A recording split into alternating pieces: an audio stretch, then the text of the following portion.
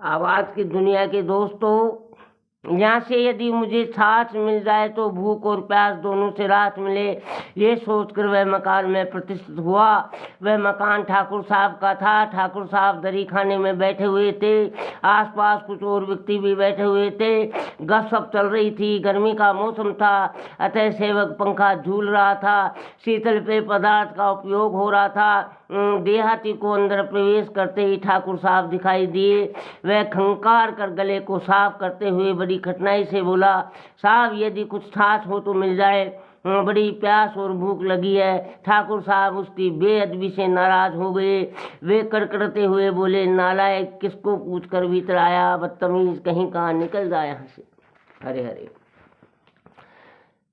वह देहाती बहुत गिड़गिड़ाया, पर ठाकुर साहब ने उससे धक्के दिलाकर बाहर निकलवा दिया। एक बार ठाकुर साहब शिकार के लिए जंगल में गए। शिकार के पीछे घोड़ा दौड़ाते हुए दूर निकल गए। सांझ होने आई थी। वे पसीने से तर हो रहे थे। प्यास अलग लग रही थी।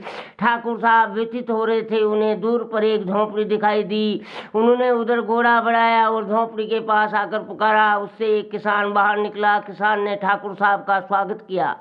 सज्जनों, उन्हें घोड़े से नीचे उतारा और सुराही से मिट्टी के प्याले में ठंडा जल उड़ेल कर पिलाया। घोड़े का सामान उतारा, घोड़े को खूंटे से बांधा और उसे भी जल पिलाकर घास डाली। ठाकुर ने कहा, मुझे भूख लग रही है। देहाती संकोच से बोला, आपके लायक तो भोजनिया नहीं है, पर सुबह से जब मैं घर से खेत की स्मेडिया पर आकर आया था तब मक्का की 2 रोटियां लेता आया था।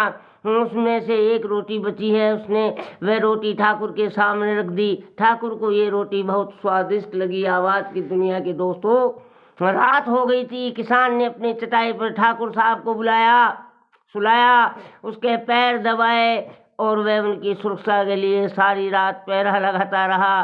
प्रातःकाल ठाकुर साहब अपने ग्राम जाने के लिए घोड़े पर सवार हुए। किसान कुछ दूर पहुंचने के लिए आया। ठाकुर बड़े प्रसन्न हुए। उन्होंने उसे कुछ मांगने को कहा। किसान ने कहा, मुझे कुछ भी नहीं चाहिए। जब ठाकुर ने बहुत आग्रह किया तब किसान ने कहा, ठाकुर साहब, आप मुझे पहचानते हो? पुण्यात्मा हो। ठाकुर ने उसकी ओर नीनी मेष देखते हुए कहा, हाँ, तुम्हें कहीं देखा तो है। किसान बोला, ठाकुर साहब, मैं वही देहाती हूँ जिसे आपने अपने यहाँ से धक्के मार कर निकलवाया था। ठाकुर साहब उसे पहचान कर लज्जा के मारे धरती में गड़ गए।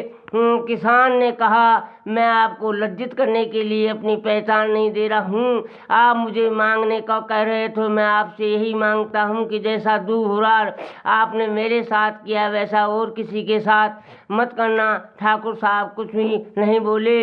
किसी के साथ बुरा व्यवहार नहीं करना चाहिए। अपने प्रति बुरा व्यवहार करने वालों के प्रति भी अच्छा व्यवहार ही करना चाहिए। सज्जनों, एक दिन चले थे शहर को, दिल में कुछ अरमान थे।